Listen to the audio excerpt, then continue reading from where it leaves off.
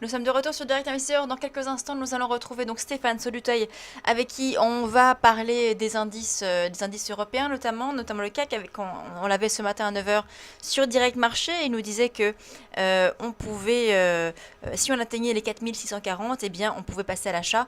Et si on allait sur les 4007, eh bien là on passait vendeur. Mm. Donc on va revenir avec lui là-dessus. Bonjour Stéphane Soluteuil.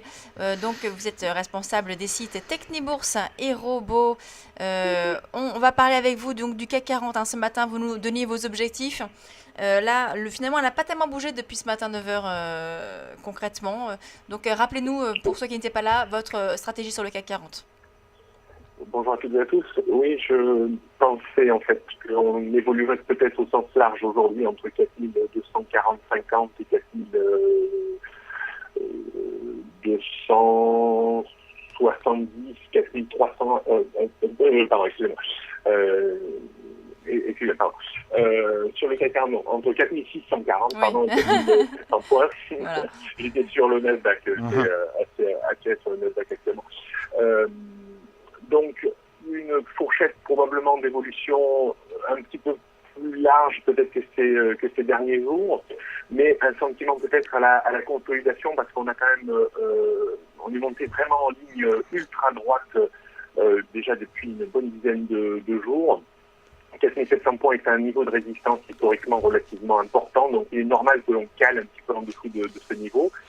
Et la stratégie un petit peu que je chercherai à mettre en place, c'est vendre un tout petit peu à découvert si on s'approche de 4700 points, mais là on s'en éloigne, donc cette stratégie devient un petit peu caduque. Elle était valable éventuellement hier soir avant la clôture de 22 heures, puisqu'on était quasiment sur juste en dessous des 4700. Par contre, si on veut rester dans la tendance, on pourrait venir se reposer sur 4640-50, qui reste le premier niveau d'achat sur lequel on peut tenter des petites reprises techniques de 15-20 points. Et attention, si en cours de journée on devait passer sous 4640, on pourrait glisser de nouveau tranquillement vers les 4600 points. Bon, je pense qu'il y a un moment ou un autre, on aura besoin d'une correction quand même qui se voit un petit peu avec un retour peut-être vers les 4500, voire 4450. Probablement pas aujourd'hui. Donc je pense qu'il y a beaucoup de personnes qui ont peut-être loupé un petit peu le train de la hausse, qui cherchent à se repositionner au moindre mouvement baissier. Donc je pense que 4640, c'est un niveau qui est visé par beaucoup d'investisseurs pour tenter une reprise de position. Alors pour justement, viser de nouveau 50-60 points de hausse. oui, c'est ça, Stéphane. Est-ce que vous conseillerez plutôt d'attendre un repli pour entrer à l'achat, par exemple, comme vous le dites, sur 4640, voire sur 4600, ou alors anticiper la rupture des 4640 et passer vendeur pour viser un retour sur 4600, voire 4550? C'est vrai que le mouvement est tellement haussier, je pense qu'on aura quand même un rebond sur Oui. 4640-50 que l'on peut tenter d'exploiter, au moins pour aller chercher 20-30 points de reprise technique dans la journée.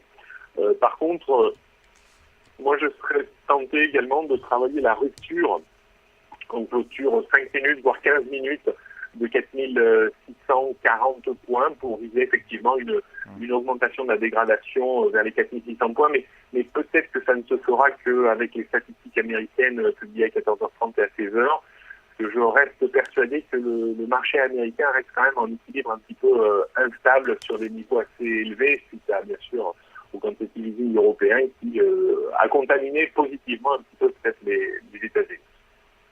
Très bien. Alors, si maintenant on s'intéresse au S&P 500, on avait parlé avec vous hier de la zone des 1980-1965 points pour anticiper. Donc, si cette zone était rompue, vous anticipiez un retour sur les 1800. Alors, effectivement, on a eu, comme vous le savez tous, le quantitative easing de la BCE et donc finalement un retour des marchés à la hausse. Là, actuellement, on est aux alentours des 2050, 2053 points sur le S&P. Quel est votre scénario pour cet indice? Et en fait, moi, je reste un petit peu sur l'idée originelle de ce début d'année où je constate plutôt un marché qui reste un petit peu en distribution.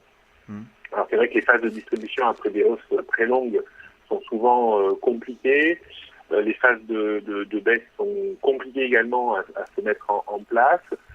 J'aurais plutôt tendance à penser que on finira dans les semaines qui viennent à enfoncer 1965-1980 et à descendre chercher 1800 points. Alors même si effectivement on a bénéficié d'un effet de fun sur le marché américain en grande partie grâce à la Banque Centrale Européenne la semaine dernière, on voit qu'on a quand même du mal à refranchir un niveau situé autour de 2060 pour essayer de raccrocher les sommets de 2014 qui sont un petit peu en dessous des 2100 points.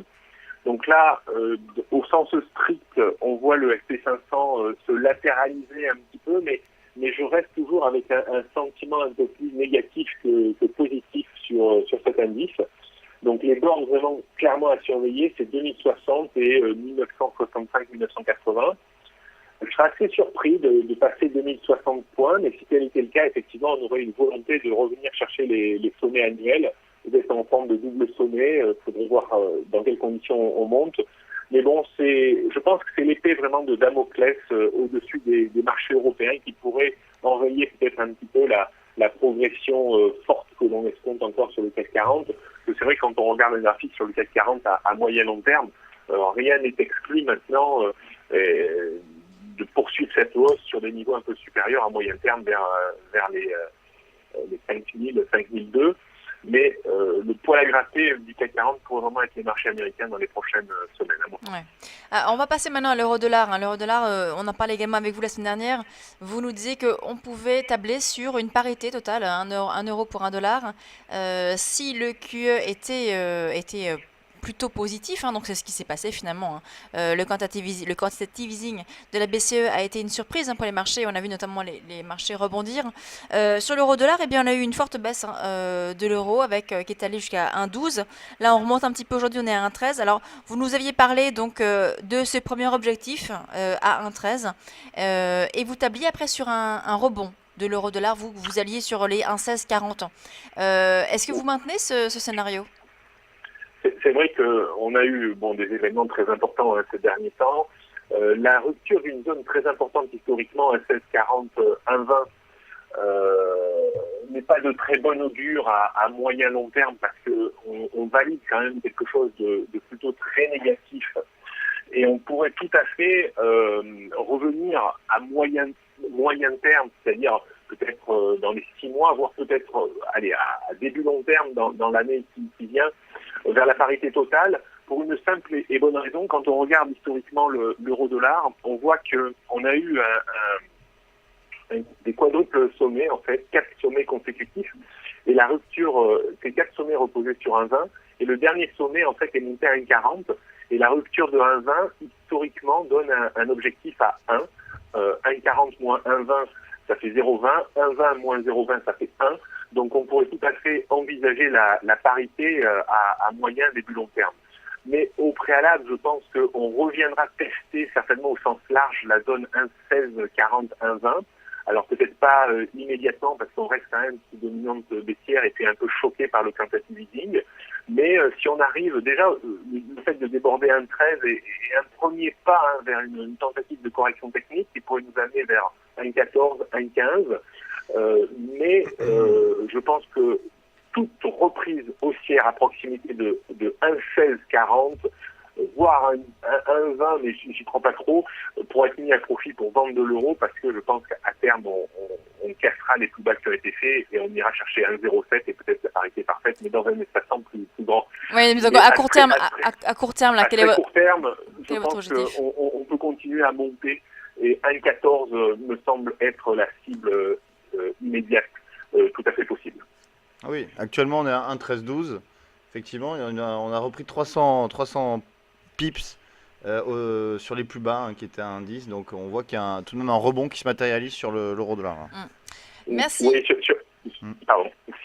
Juste pour terminer, si on déborde et qu'on se maintient vraiment quelques heures au-dessus de 1,13, effectivement on peut monter sur des niveaux un petit peu supérieurs, on peut gagner encore 100 à 150 pips sans trop de difficulté.